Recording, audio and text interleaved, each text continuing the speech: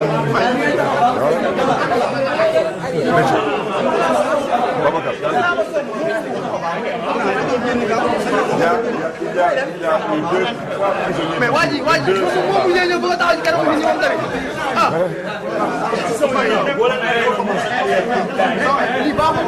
voilà, su ngeen bëggee nag ñu waxtaan bi ànd ak dal voilà merci.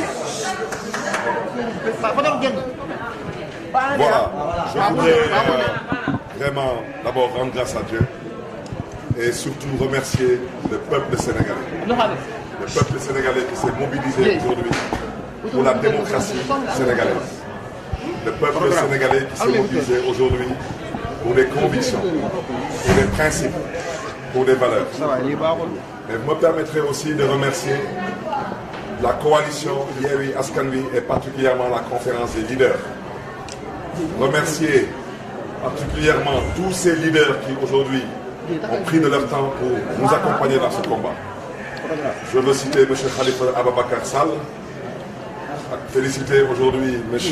l'honorable député Déthié Fall, citer aussi Babacar Diop, présent à nos côtés aujourd'hui, M. le ministre Habib Sy, mais surtout féliciter aujourd'hui mes deux compagnons d'infortune. Donc le président Ousmane Sonko et le président Malick Gakou, avec lesquels j'ai passé toute la journée et on a respiré ensemble des gaz lacrymogènes. Vraiment remercier tout le monde, Madame la ministre Aïda Mbodj, remercier tout le monde, tous ceux qui sont mobilisés. Mais particulièrement cette jeunesse sénégalaise, cette jeunesse dakaroise. J'ai eu à le dire au mois de mars, je le répète aujourd'hui, il ne s'agit pas de nos modestes personnes.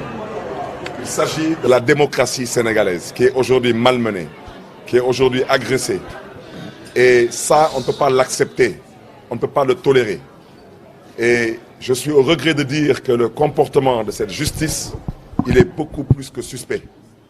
Parce qu'aujourd'hui, on s'est empressé de reporter ce procès, je n'étais même pas encore arrivé au tribunal. Ce qui s'est passé, c'est exactement ce qui s'est passé au mois de mars. C'est un justiciable qui devait se rendre au tribunal et qui est empêché de se rendre au tribunal par la gendarmerie nationale et la police nationale. Et vraiment, je pense que cela n'honore pas notre République. C'est la raison pour laquelle j'avais eu à le dire lors de ma conférence de presse. J'ai dit que le 7 juillet, lors de mon dernier passage au tribunal, il n'avait jamais été question de retenir une date parce que ce dossier n'était même pas programmé pour être enrôlé au rôle des audiences. Donc, ce qui se passe dans ce procès, ce n'est rien d'autre qu'une instrumentalisation de la justice par des hommes politiques qui sont bien connus et bien identifiés. Donc, nous continuons à dénoncer cette volonté de vouloir museler des hommes politiques. Nous continuons à dénoncer cette volonté de vouloir aujourd'hui chercher à hypothéquer l'avenir de certains hommes politiques. Et nous dénonçons surtout aujourd'hui cette volonté de vouloir remettre en cause tous les acquis démocratiques depuis les indépendances. On ne peut pas l'accepter. Donc c'est ce que je voulais vraiment dire en guise d'introduction. Vous me permettrez de prendre aujourd'hui mon compagnon d'infortune de la journée, le président Ousmane Sonko, et peut-être de lui demander de faire peut-être la synthèse en Wolof et éventuellement de donner aussi son point de vue, s'il n'y a pas d'autres questions, bien sûr. Il y a des questions? Allez-y. Excusez-moi. J'ai déjà dit que moi, je ne retournerai pas au tribunal. On vous a notifié le renvoi à Cour de... Pourquoi vous n'avez pas aussitôt repoussé le chemin pour éviter... Alors, écoutez, je pense que quand on m'a convoqué au tribunal, on m'a convoqué par une voie de citation. Au nom de quoi vous pensez que moi, je dois renoncer à aller au tribunal parce que il y a une information qui circule sur Internet qui vous a dit que ce n'était pas une fake news? J'ai pas dit... Non, je reviens à ce que j'ai dit. J'ai dit qu'on vous a notifié.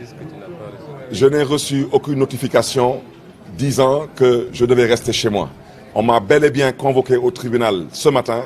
Je me suis levé, je suis parti au tribunal avec des amis, des compagnons, des camarades et une bonne partie de cette jeunesse. Et à partir de mon quartier, Baobab, où je suis le maire de cette commune, on m'a interdit de sortir de ce quartier.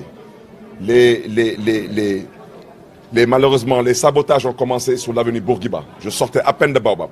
On a été interpellé par la gendarmerie. Ensuite, au niveau du point, on a été interpellé par la gendarmerie.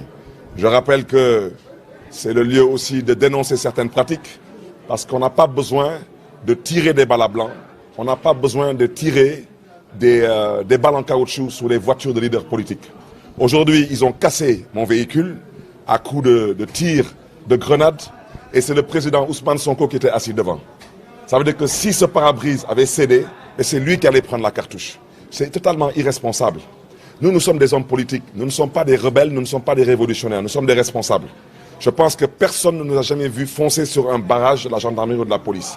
Pourquoi ces forces de l'ordre pensent qu'ils doivent utiliser autant de violence pour pouvoir montrer leur autorité? Et je rappelle que nous avons été obligés à partir de la Médina de descendre de nos véhicules comme on était empêchés pour continuer à marcher vers le tribunal. C'est de là qu'on a été chargé. On s'est retrouvé dans une maison à la Médina et c'est de là que le président Khalifa Sall et l'honorable député M. Déthié Fall sont venus nous trouver et nous ont proposé de nous raccompagner chez nous. Et cela avait été décidé avec l'accord des plus hautes autorités de la police.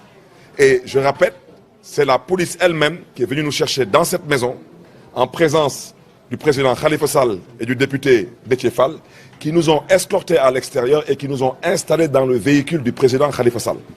Et qui nous ont proposé de nous escorter jusqu'ici. Et on les a suivis dans l'escorte. Et tout à coup, ils ont commencé à tirer des grenades lacrymogènes sur la foule. Et on a continué notre chemin. Et arrivé à hauteur du lycée de la Fosse, ils ont arrêté le cortège. Ils ont ouvert la porte du véhicule, ils nous ont sortis de force pour nous jeter dans le fourgon blindé de la police. Totalement scandaleux, totalement humiliant et inacceptable dans une république qui se respecte. Je répète au passage, pour ceux qui peut-être ne le savent pas, tous les gens qui ont été malmenés aujourd'hui. M. Malick Gakou a été ancien ministre dans cette république, ce n'est pas n'importe qui tout de même. M. Ousmane Sonko est parlementaire à l'Assemblée nationale. Dans le même véhicule, il y avait l'honorable député Déthié Fall, tout de même. Apprenez à respecter les gens pour ce qu'ils sont. Ce sont des élus du peuple. On ne peut pas aujourd'hui accepter que le président de la République du Sénégal soit humilié. Eh bien, pourquoi nous devons accepter que les députés du peuple ou des anciens ministres soient humiliés comme ça en pleine rue? C'est totalement inadmissible.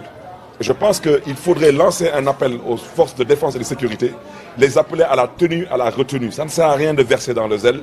Nous sommes tous des Sénégalais et nous sommes appelés à diriger ce pays. Et nous voulons le faire en toute responsabilité. Mais aujourd'hui, nous n'accepterons pas la violation de nos droits. C'est la raison pour laquelle, pour l'instant, même si dans la coalition Yewwi Askan Wi, même si dans mon entourage, il y a des gens qui pensent que nous ne devons pas leur donner le plaisir de faire ce qu'ils ont envie de faire, parce que jusqu'à preuve du contraire, je le répète, le régime en face aujourd'hui est apeuré. La vérité, c'est qu'ils ont des sondages qui les empêchent de dormir. Ils ont aujourd'hui des tendances qui les empêchent de dormir et ils sont en train de chercher tous les moyens pour ne pas organiser des élections le 23 janvier 2022. Et ça, je l'ai déjà dit, un de vos collègues journalistes avait eu à le dire. Beaucoup de gens se sont peut-être